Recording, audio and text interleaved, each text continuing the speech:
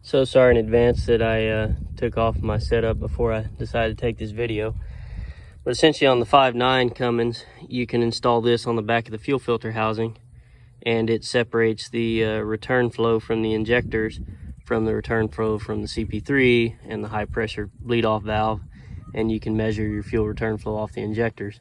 On the 6.7s, they buried that fitting behind the fuel filter housing, so it's a real pain in the ass to get to.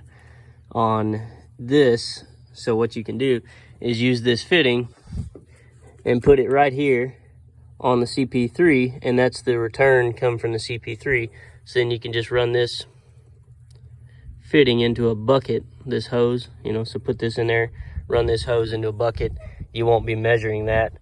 On this truck, I confirmed that the high pressure bleed off wasn't returning any fuel.